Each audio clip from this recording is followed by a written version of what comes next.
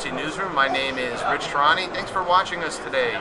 We're at the CTIA 2011 show in Orlando, Florida, and on our program is Russ Warner, the President and CEO of Content Watch Internet Protection. Hello, Russ. How are you? Rich, thanks. How are you? Good. So tell us a little bit about what you're showing here at the show. Well, Content Watch has been in the business of doing internet filtering for many years in Windows. We have a great brand in the product named Tehrani. We try to extend that product to iPhone and Android, and at this show we're showing versions of that solution. So talk to me a little bit about how that would work in practice. If I have a child with an iPhone, I might use your product? Exactly, iPhone or an iTouch. We want to keep them from going to places on the internet where you don't want them to go. Our filter will help you set up some rules and keep them in safe places. The same thing can be said of employees as well. So in terms of disabling the system, because a phone maybe is a little bit more difficult to get access to for software, especially something that's more locked down like an iPhone, how do you deal with those sorts of things? Yeah, iPhone presents some additional challenges. We basically give you instructions, but you turn off Safari, you enable our browser, and you also disable the ability to delete applications. Those two steps actually enable you to use our solution. So basically it's your browser that needs to run.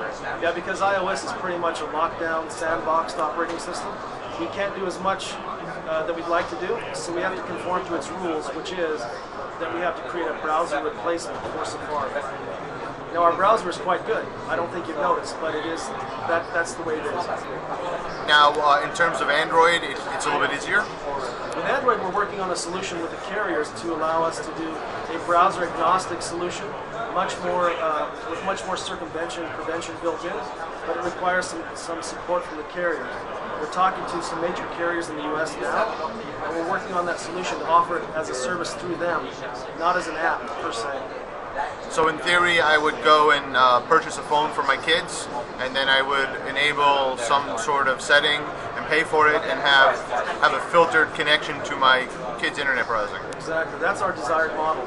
We would work with the carrier, integrate to their back end, their portal. We would select it as a service for the line that you want to protect, and pay the carrier on a monthly basis. Now, is there any sort of reporting, like, for example, if someone is trying to break through the protection?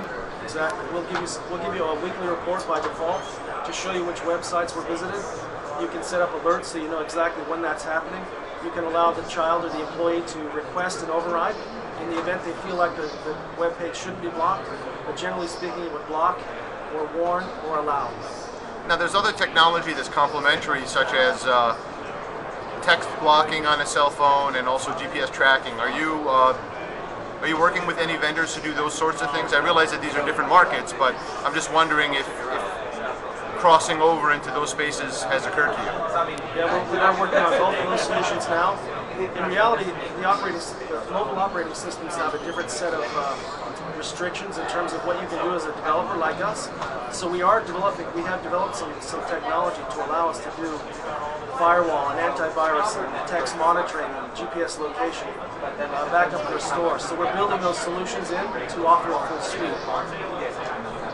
Fantastic. Well, thanks so much for being on the program today. This was great.